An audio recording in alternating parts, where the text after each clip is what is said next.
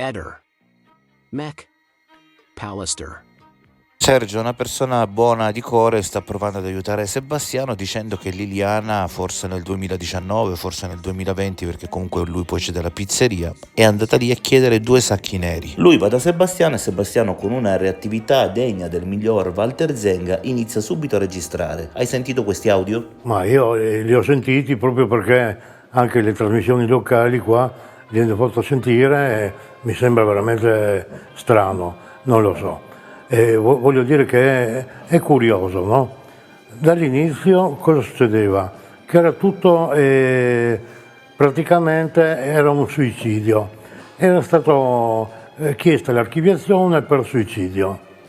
Io dopo ho fatto appunto il ricorso, ci hanno dato ragione, mi ha dato ragione, cioè un giudice ha riaperto tutto per omicidio chiedendo 25 punti appunto in più che dovevano essere spiegati bene. Sono passati altri 2 anni, non mi ricordo bene adesso il tempo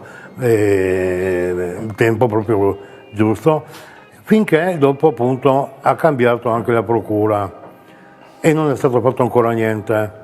Da quando è arrivata questa nuova procura ha continuato avanti appunto le indagini, in marzo di quest'anno il mio ex cognato è stato indagato per omicidio con l'aggravante di aver appunto con l'aggravante appunto di aver fatto di un familiare. Da quel momento là, dopo sono hanno cominciato tutte queste curiosità, perché ogni volta che si andava avanti con un pezzetto di indagine, allora arrivava prima la signora della Wind che dice una cosa, no, e un'altra. Poi è arrivata la youtuber che il mio ex cognato gli aveva dato il telefonino e un anno dopo lei glielo dà in questura, un anno dopo, affinché appunto loro possano fare una perizia informatica. Poi è arrivato anche un altro tipo, quello che ha detto che ha causato lui la frattura della vertebra T2 a mia sorella, che tra l'altro, voglio proprio sottolineare, non c'è nessuna relazione medica di quello che ha fatto quel giorno che attesti quello che lui dice. Non c'è. E lui è stato indagato. No, allora, le dichiarazioni di questa persona arrivano dopo che è stata diffusa la notizia che il ricorso in Cassazione con il quale insomma si chiedeva, no, l'incidente per la superperizia, chiamiamola così, era stato dichiarato inammissibile.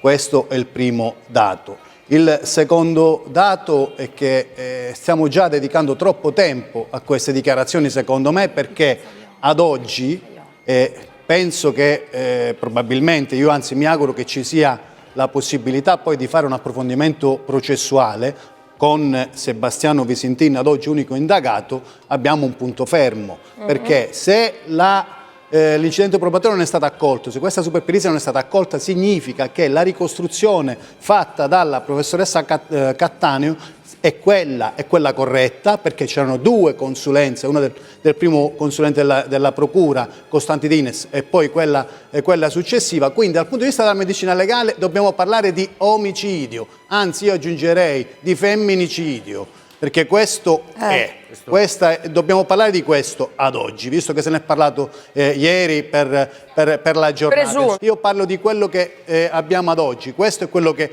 è l'ipotesi accreditata che la procura sta portando avanti. Poi queste figure che arrivano così dal niente, secondo me dobbiamo ignorarle. Indaghiamo però al di fuori di quello che sta succedendo per il caso, perché qui c'è da rispettare una famiglia e una vittima. Non si può giocare con delle dichiarazioni che arrivano così. Io vi posso dire, perché si è fatto riferimento anche alla figura di Jasmina, albergatrice, la quale dà una ricostruzione diversa della coppia, che, insomma, del loro rapporto. Noi abbiamo lavorato in un determinato modo, abbiamo acquisito queste indagini ad indagini difensive e le dichiarazioni della signora. La sera abbiamo concluso queste indagini, l'indomani le abbiamo mandate in procura, ascoltatela, sentitela voi, e comunque insieme a queste dichiarazioni, vi erano allegati dei messaggi, vi erano allegate delle fotografie, c'erano degli elementi che facevano ritenere Jasmina attendibile rispetto alle dichiarazioni che ha reso.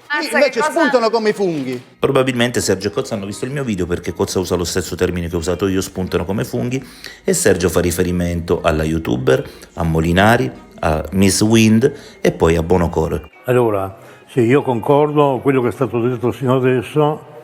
Di Jasmina posso dire solamente che quando mi ha contattato io dopo l'ho creduto, anche perché a suo tempo Liliana mi raccontava che andavano appunto in questo bed and breakfast e c'era questa signora simpaticissima con la figlia, con i bambini che erano amici anche di mia sorella. Ho parlato con Jasmine prima delle TV. Jasmine mi disse che quando contattò Sergio le disse: perché vieni fuori adesso, vai a parlare con gli inquirenti e non con me, dimostrando una grande trasparenza. A parte questo, la signora appunto Jasmine è stata sentita dopo, da quando lei ha fatto la prima volta la dichiarazione, la prima procura non l'ha mai ascoltata, mai, e mi sembra strano anche questo. Perché? Perché loro dicevano che si è suicidata e invece dopo appunto è stata sentita adesso da questa nuova procura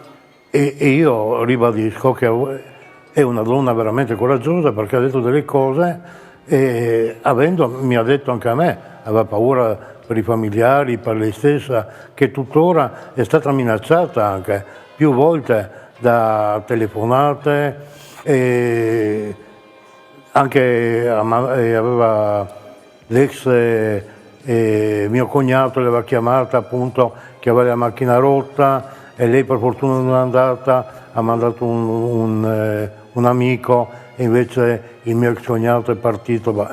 È tutto agli atti questo in ogni caso.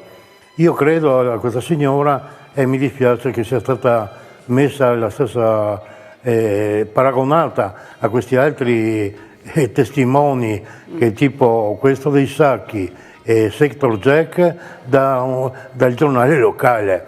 È veramente vergognoso, ecco, questo qua volevo sottolineare. E in ogni caso anche questa testimonianza di questo pizzaiolo esce quando la Cassazione rimanda appunto, dice che non si fa un'altra perizia.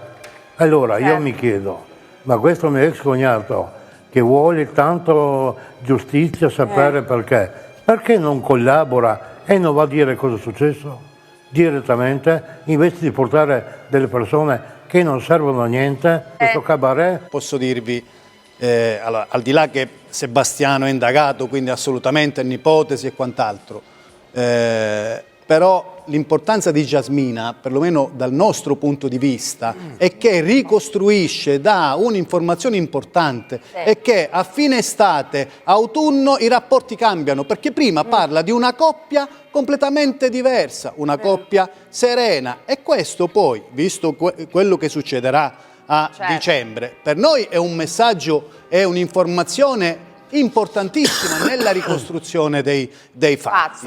Ehi, non dimenticare di iscriverti a questo canale.